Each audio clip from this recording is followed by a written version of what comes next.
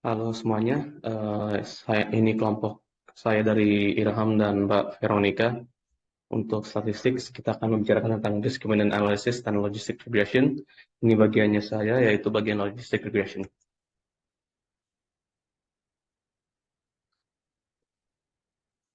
Jadi logistic regression itu adalah teknik analisis data yang menggunakan matematika untuk menentukan hubungan antara dua faktor data. Kemudian hubungan ini digunakan untuk memprediksi nilai dari salah satu faktor tersebut berdasarkan faktor yang lain. Prediksi biasanya mempunyai hasil terbatas seperti iya atau tidak. Ini bisa dipakai untuk dependent variable yang categorical, yaitu nominal atau non-metric, dan independent variable metric atau non-metric. Ini untuk konsepnya dijelaskan menggunakan contoh di sini. Sebelumnya kita melihat dulu ke linear regression. Ada sebuah studi di sini yang melihat tikus dan berat badan tikus. Sebuah studi yang melihat ukuran badan tikus dan beratnya. IV-nya adalah berat badan, sedangkan DV-nya adalah ukuran tikusnya. Kalau kita menggunakan regresi linear, kita bisa lihat di gambar sini, kita bisa membuat sebuah graf, dan dari informasi yang dapat, kita bisa memprediksi ukuran tikusnya berdasarkan garis yang kita tarik dari grafnya. Logistic regression mirip dengan linear regression, namun kali ini garis regresi digunakan untuk memprediksi apakah satu nilai itu benar atau salah. Jika menggunakan contoh tikus yang tadi lagi, maka grafiknya akan seperti ini, di mana kita lihat garis linearnya itu garisnya sekarang berbentuk lengkung, dengan dua kategori di bawah itu tidak obes dan di atas itu obes. Seperti yang bilang tadi, dilihat garisnya melengkung. Ini karena kita mengkategorikan tikus kedua grup berdasarkan beratnya, obes dan tidak obes. Kurva berbentuk S dan mulai dari 0 dan berakhir di 1. Dari sini kita bisa memprediksi kalau ada tikus yang sangat berat, maka probabilitas dia untuk obes itu akan sangat tinggi. Sedangkan jika dia beratnya menengah, ada 50% kemungkinan dia itu obesitas. Berikut adalah beberapa asumsi untuk logistic regression. Satu, regresi logistik itu tidak membutuhkan hubungan linear antara variabel independen dengan variabel dependennya. Kedua, variabel independen tidak memerlukan asumsi multivariate normality. Ketiga, asumsi homokedastisitas tidak diperlukan, yaitu nilai error itu sama di sepanjang independen variabelnya. Empat, variabel bebas tidak perlu diubah ke dalam bentuk metrik, interval atau skala rasio. 5. Variabel dependen harus bersifat dikotomi, dua kategori, misal tinggi dan rendah atau baik dan buruk. 6. Variabel independen tidak harus memiliki keragaman yang sama antara kelompok variabel. 7. Kategori dalam variabel independen harus terpisah satu sama lain atau bersifat eksklusif. 8. Sampel diperlukan dalam jumlah relatif besar, minimum dibutuhkan hingga 50 sampel dan data untuk sebuah variabel prediktor independen. Dan 9. Dapat menyeleksi hubungan karena menggunakan pendekatan nonlinear log transformasi untuk memprediksi odds ratio. Odds dalam regresi logistik sering dinyatakan sebagai probabilitas. Berikut adalah model persamaan untuk logistik linear, di mana ln itu adalah logaritma natural, B0 plus B1X itu adalah persamaan yang biasa dikenal dalam linear regression juga. Sedangkan P aksen merupakan probabilitas logistik yang didapat rumus probabilitas regresi logistik sebagai berikut. P aksen merupakan probabilitas logistik yang didapat rumus probabilitasnya regresi logistik sebagai berikut. EXP atau ditulis E adalah fungsi eksponen. Perlu diingat bahwa eksponen merupakan kebalikan dari logaritma natural. Sedangkan logaritma natural adalah bentuk logaritma namun dengan nilai konstanta yang kalau dibulatkan itu menjadi 2,72. Dari mulai di atas akan sangat sulit untuk menginterpretasikan koefisien regresinya. Untuk mempermudah ini yang dipakai adalah odds ratio atau yang biasa disingkat EXPB atau OR. EXPB merupakan eksponen dari koefisien regresi. Contoh nilai gradien dari regresi yaitu sebesar 0,9, maka EXPB-nya dapat diprediksi atau diperkirakan sebagai berikut ini. Di mana 2,72 dipangkatkan dengan regresi dan gradien regresinya itu 0,9. Pengertian nilainya adalah berikut. Misalkan kita melihat dampak pengaruh rokok dan kanker paru-paru. Nilai EXPB ya pengaruh rokok terhadap kanker paru adalah sebesar 2,26.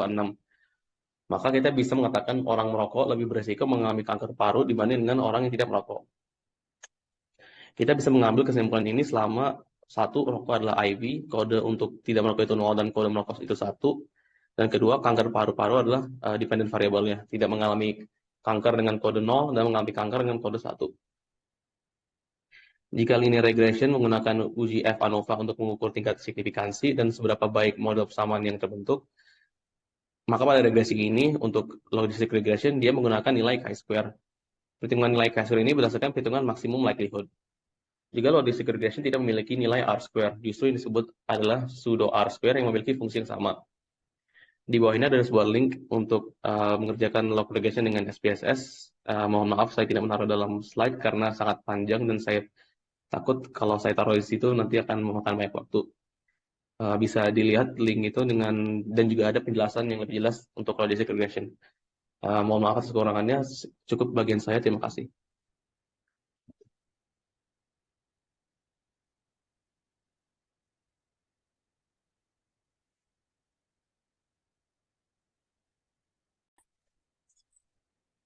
Oke, terima kasih Mas Irham. Baik teman-teman, saya coba melanjutkan part berikutnya. Di sini mengenai diskriminan analisis. Apa itu analisis diskriminan? Analisis diskriminan merupakan teknik statistika multivarian yang dipergunakan untuk menguji hipotesis apakah rata-rata grup dari beberapa variabel independen dua atau lebih grup adalah sama atau tidak. Yang kedua, analisis diskriminan adalah teknik yang tepat ketika variabel dependen bersifat non-metrik atau variabel independen bersifat metrik. Analisis diskriminan dapat dibedakan dalam dua jenis, yaitu dengan menggunakan metode uh, two group discriminant analysis, dan jika lebih dari dua kategori, maka menggunakan multiple discriminant analysis atau MDA.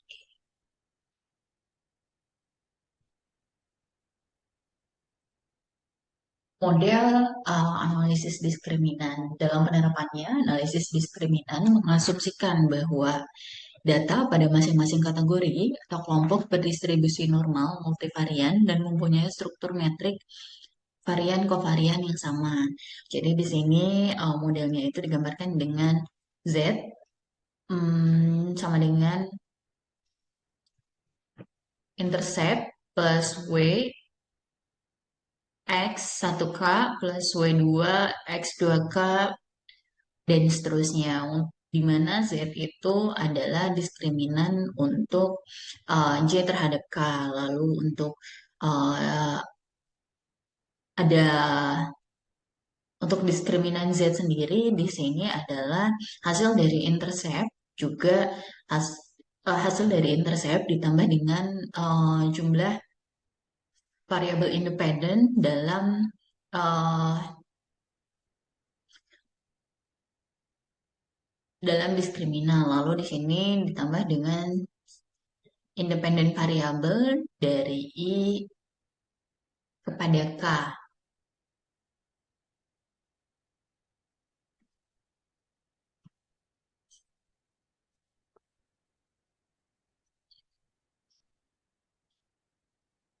Oke, apa sih tujuan analisis diskriminan? Analisis diskriminan sendiri tujuannya yaitu mengetahui perbedaan yang jelas antar kategori atau kelompok pada variabel dependen. Yang kedua, untuk menguji apakah ada perbedaan yang signifikan antara kategori atau kelompok dikaitkan dengan variabel bebas atau prediktor. Yang ketiga, menentukan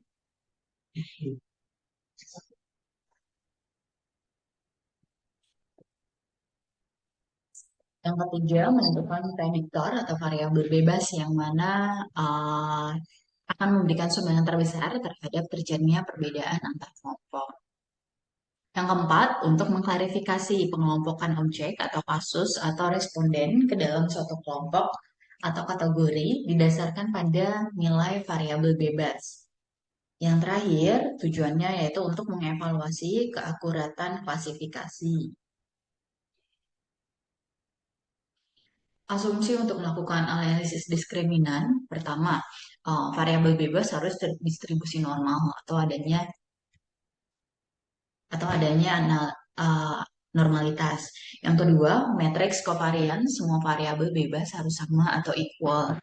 Yang ketiga, tidak terjadi multikolinearitas atau tidak berkorelasi antar variabel bebas. Selanjutnya, tidak terdapat data yang ekstrim atau outlier dari data yang akan diolah. Oke, selanjutnya di sini ada langkah-langkah dalam melakukan analisis diskriminan. Ada 6 langkah yang dilakukan. Pertama yaitu objective of discriminant analysis. Yang kedua, research design for discriminant analysis. Di sini menentukan metode untuk membuat fungsi diskriminan. Yang ketiga yaitu assumption of discriminant analysis. Di sini membuat asumsi-asumsi terhadap analisa diskriminan yang akan dilakukan. Yang keempat yaitu estimation of the discriminant model and assessing overall fit. Di sini melakukan estimasi dan uji kelayakan fungsi diskriminan. Biasanya bisa menggunakan simultaneous estimation dan atau stepwise estimation. Lalu masuk ke langkah kelima, ada interpretation of the result.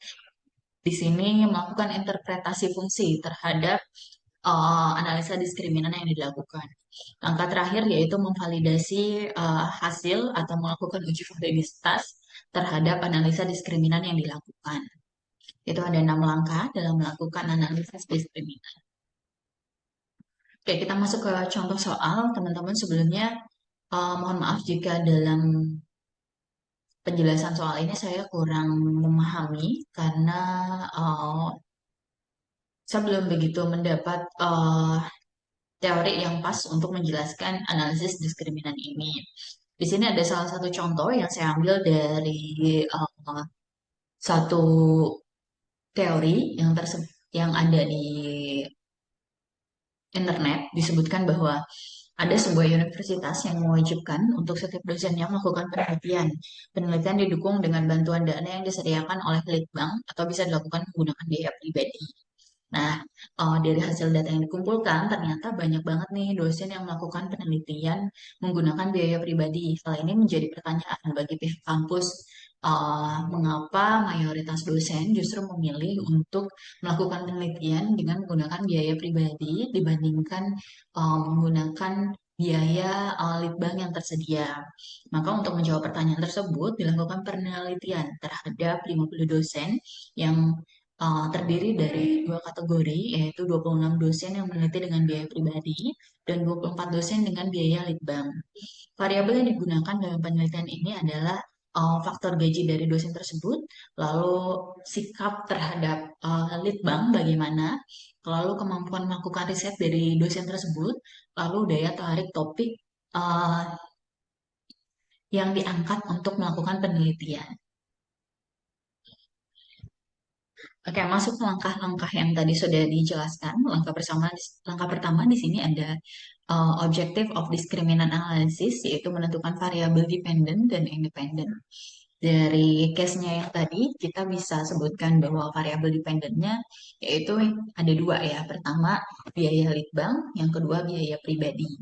Ini kita sebut dengan X. Lalu untuk variabel independennya, tadi disebutkan juga ada gaji, sikap terhadap litbang, kemampuan riset, dan daya tarik topik penelitian yang akan diangkat. Ini kita sebut dengan Y.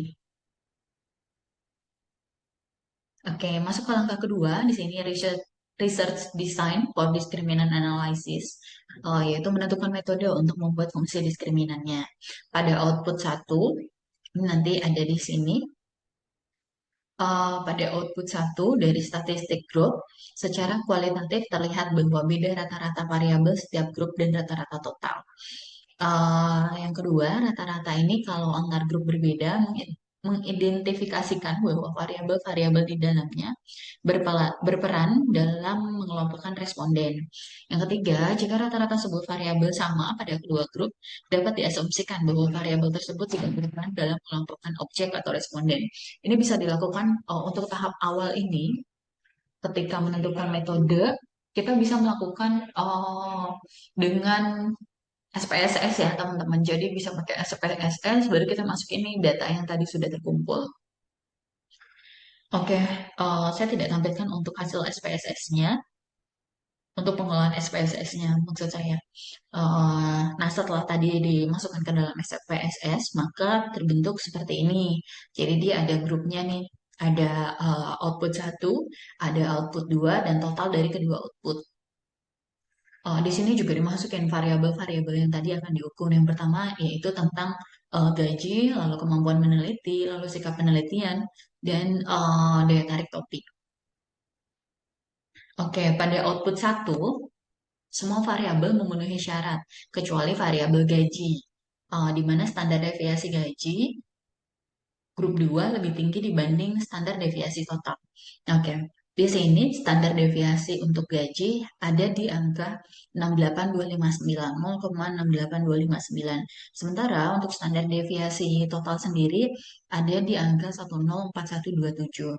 Otomatis untuk standar deviasi gaji ini ada di bawah eh, standar deviasi total. Sedangkan untuk grup kedua, standar deviasi gaji ini berada jauh di atas standar deviasi total dari kedua grup.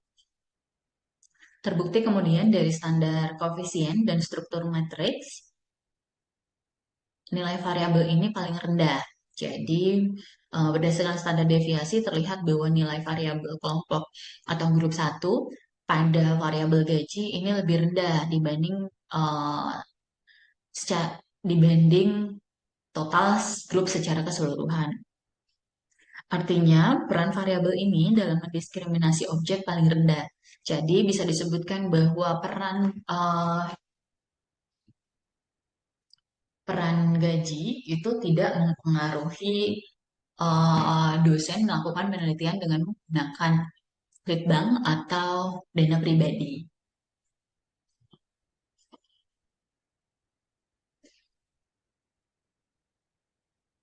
Oke, masuk ke langkah ketiga. Di sini ada assumption of discriminant analysis, yaitu membuat asumsi diskriminan. Di sini ada static box M digunakan untuk mengetahui apakah kedua grup berasal dari populasi yang sama dengan hipotesis matrix covariance kedua grup sama. Yang kedua, HA-nya sendiri matrix covariance kedua grup tidak sama. Di sini ada box M-nya, jadi nilai box M adalah 10, ini totalnya ya, dengan nilai sigma 0,515. Dengan demikian, pada alfa 0,05 tidak cukup bukti menolak HO, jadi metrik kovarian kedua grup adalah sama. Maka berdasarkan box M, analisis diskriminan dapat dilakukan korelasi kanonikal dengan 0,866. Lalu koefisien determinasi diperoleh dengan memangkat dua kan korelasi kanonikal. Angka ini mengindikasikan bahwa 75% varian dalam dependent variable. Di sini ya, canonical correlation-nya ada di angka 0,866. Eigenvalue yang lebih tinggi, lebih dari 1,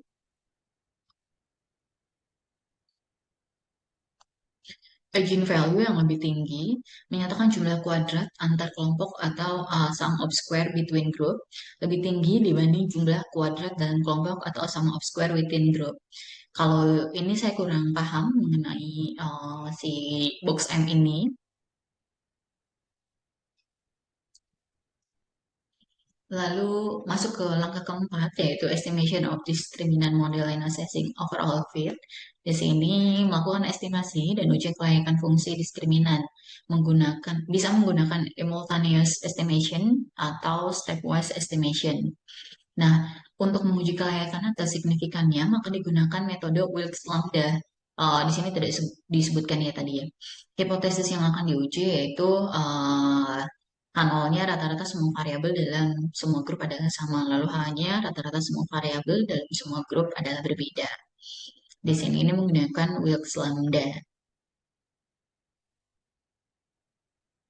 Pada output keempat, terlihat bahwa Wilks Lambda berasosiasi sebesar 0,250 dengan uh, fungsi diskriminan ditransformasi menjadi C-square dengan derajat kebebasan 4 di sini. C-square-nya derajat kebebasannya di 4. Nilai C-square adalah 36,01 sehingga cukup bukti untuk menolak HO dengan nilai sigma-nya ada di 0,00. Karena chi-square-nya lebih tinggi dari nilai sih, maka uh, bisa disebutkan bahwa semua variabel dalam grup ini adalah berbeda. Rata-rata semua variabel dalam semua grup adalah berbeda.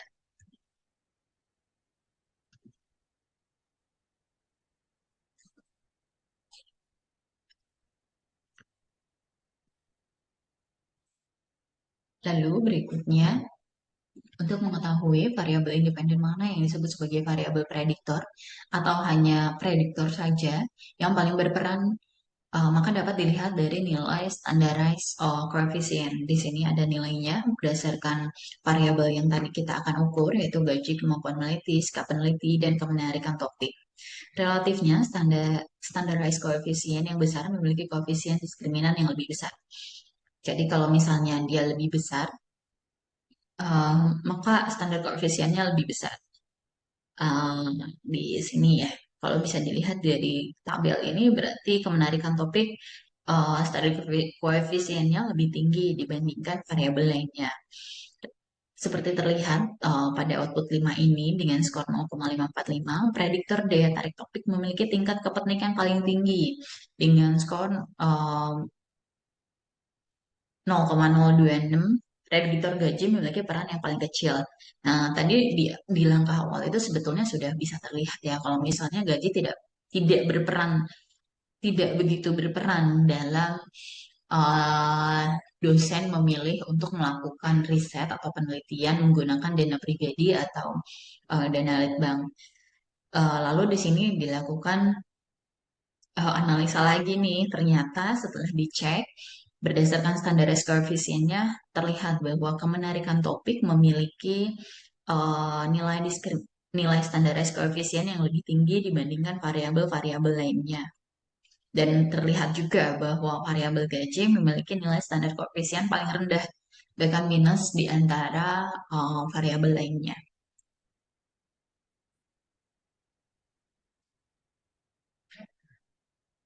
Cara kedua dapat menggunakan, oke, yang tadi itu kita sudah bisa, tadi kita bisa melihat menggunakan standaris koefisien. Selanjutnya bisa juga nih dengan menggunakan struktur matriks atau canonical loading dan diskriminan loading. Di sini struktur matriks terlihat atau dapat disimpulkan bahwa peran diskriminasi dari yang tertinggi sampai terendah adalah kemampuan meneliti, daya tarik topik, sikap terhadap litbang, dan gaji dosen. Lagi-lagi di sini kalau menggunakan standardized coefficient yang paling um, yang paling mempengaruhi itu adalah kemenarikan topik. Sementara kalau menggunakan struktur matriks, di sini terlihat yang paling mempengaruhi adalah sikap penelitian. Dan kemenarikan topik ada di angka atau di posisi kedua untuk variabel tersebut. Dan gaji di sini lagi-lagi ada pada posisi paling bawah dengan nilai dengan skor atau dengan function struktur matriksnya ada di minus 0,365. Itu menggunakan struktur matriks. Untuk mengetahui responden termasuk kelompok golongan mana, maka dapat digunakan cutting score. Untuk dua grup yang mempunyai ukuran yang sama, cutting score dinyatakan oleh rumus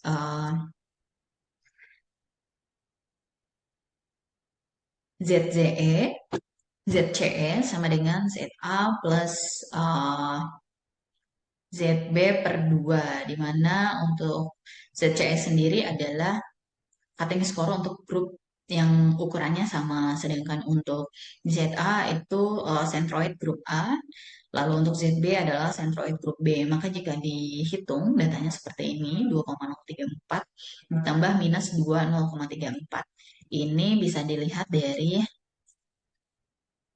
sebentar ya teman-teman.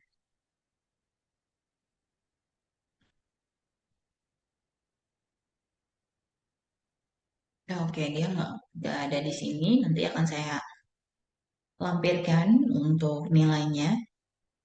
Maka nilainya adalah 0. Oke. Sehingga pembatas yang didapat adalah nol. Jika di atas nol, masuk grup satu. Dan kalau di bawah nol, masuk ke grup 2. Apabila dua grup berbeda ukuran, seperti sampel analisis, maka rumus cutting score yang digunakan adalah uh, yang ini. ZCU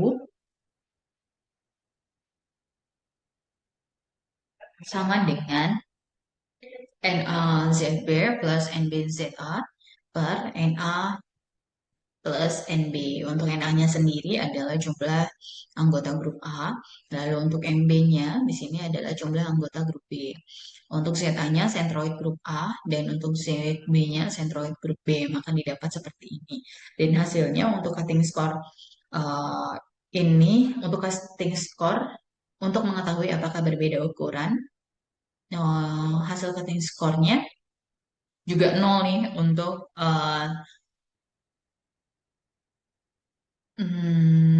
untuk case yang tadi.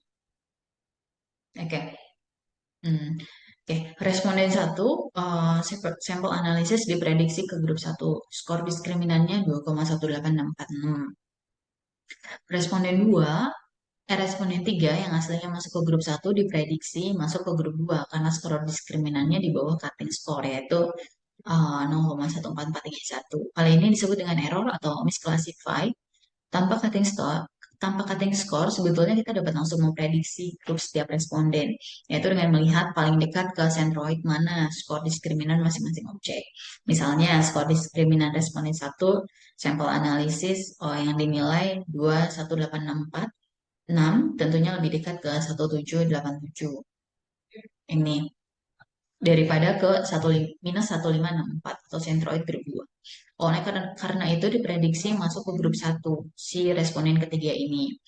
Responden 15 sampel analisis dengan skor diskriminan minus 0,27107 tentu lebih dekat ke grup kedua nih. Karena dia ada di angka minus 1564. Sementara responden 15 sampel analisisnya menghasilkan skor diskriminan minus 0,27107. Maka dapat menyatakan bahwa responden 15 sampel analisisnya masuk ke dalam grup kedua.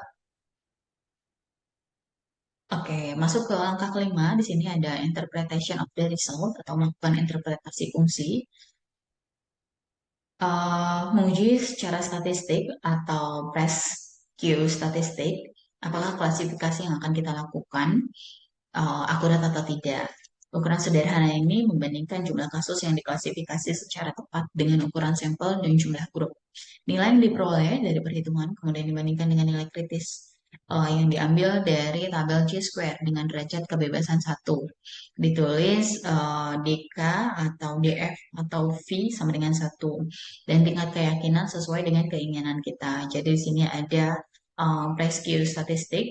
Rescue sama dengan N. Kalau gurung gitu, N kecil K dikuadratkan per N K min 1, di mana N sendiri adalah ukuran total sampel, lalu untuk N di sini adalah jumlah kasus yang diklasifikasikan secara tepat, dan untuk K sendiri adalah jumlah grup. Oke, kita masuk ke tadi contohnya ya. Untuk tadi kan N sendiri itu ukuran total sampel. Kita mengambil ukuran total sampel di sini ada 30. Lalu untuk N-nya sendiri adalah jumlah kasus yang diklasifikasi. Ada 29 kasus dikali 2. 2 ini adalah jumlah grup. Tadi ada grup 1 dan grup 2. Maka didapat seperti ini, hasilnya 26,13 di mana alfanya sendiri adalah 0,05 dan DF-nya 1. Maka dari nilai X tabel didapat hasilnya adalah 3,841. Dapat disimpulkan bahwa fungsi diskriminan ini akurat. Langkah keenam yaitu melakukan validation of the result atau menguji validitas. Validasi adalah langkah penting dalam setiap analisis diskriminan, terutama dengan sampel yang lebih kecil. Hasilnya dapat kurang, dapat digeneralisasi atau validitas eksternal. Pendekatan yang paling umum untuk menetapkan validitas eksternal yaitu menggunakan penilaian rasio hit.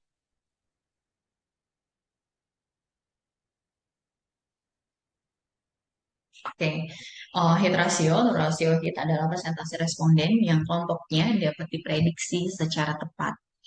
Kalau jumlah seluruh kasus sampel analisis atau responden adalah 30 pada kedua grup, lalu fungsi diskriminan dapat diprediksi 29 kasus secara tepat. Hanya responden 3 yang error, maka hit ratio adalah 29 per 30 sama dengan 96,67% tanpa menggunakan kriteria apapun karena mampu memprediksi grup keanggotaan 29 responden dari total 30 responden dan hanya satu yang salah prediksi. Kita dapat yang salah prediksi itu adalah yang tadi responden ketiga. Kita dapat menilai angka ini sangat bagus, bisa dilihat dari sini. Ini kelompok grupnya.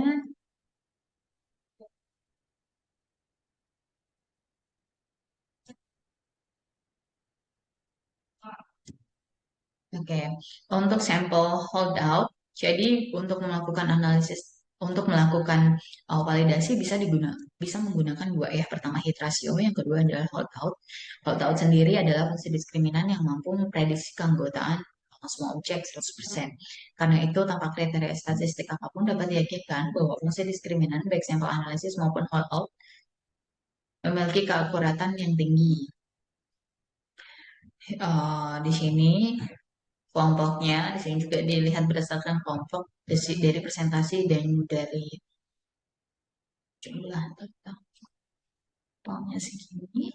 Untuk mengetahui apakah hit ratio berfungsi akurat, kesempatan klasifikasi untuk grup ukuran sama dengan satu dibanding jumlah grup. Untuk sampel yang terdiri dari dua grup, maka kesempatan klasifikasi adalah setengah atau 0,50. Ini menurut Malhotra tahun 2020. Jadi kita bisa mendefinisikan, bisa menggunakan hit ratio. Kalau misalnya sampelnya terdiri dari dua grup, maka kita bisa bagi nih jadi setengah. Kalau misalnya sampelnya ternyata ada tiga grup, maka kita bisa membagi ke dalam tiga atau keempat jadi 0,25 seperti itu.